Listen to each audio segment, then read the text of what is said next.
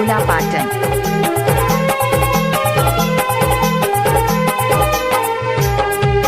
सिंहपुर समैया खुदरी रे के परिया निवास आबे ओ भैया घुमेला करो तोर इंतजार आबे ओ भाई घुमेला।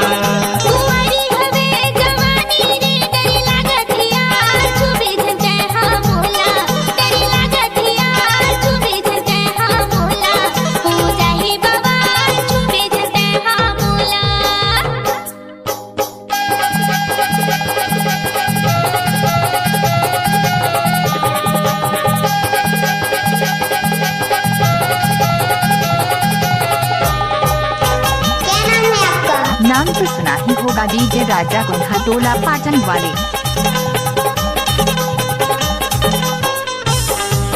बोलू भैया के दुकान में वो खाबो दोनों पान संजू के राना दुकान में करबो दोनों बात मेरा भाई घुमेला।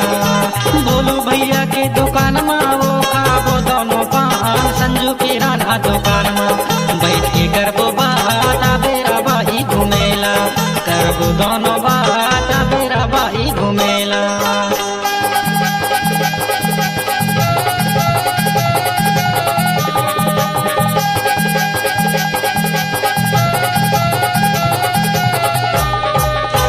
डीजे राजा यादव को खटोला पाटन वाले एक्सक्लूसिव।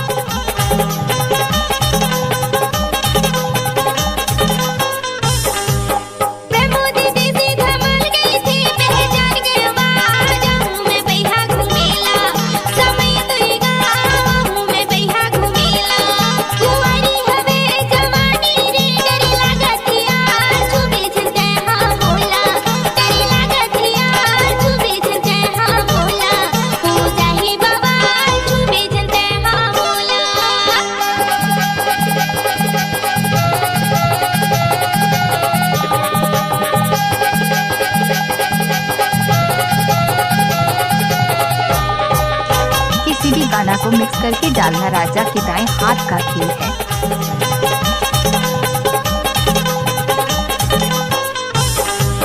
माता के माया बरा के हवै छाम बरा के हवै छाम मोदार मो कइके सामैया मोरे गाँव आबे ओ भाई घुमेला।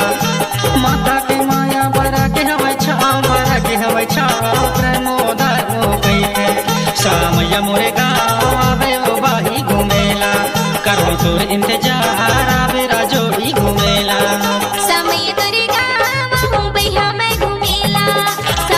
राजा के पुकार माँ के आशीर्वाद ग्राम पाटन की शानदार प्रस्तुति। घुमेला करो तोर इंतजार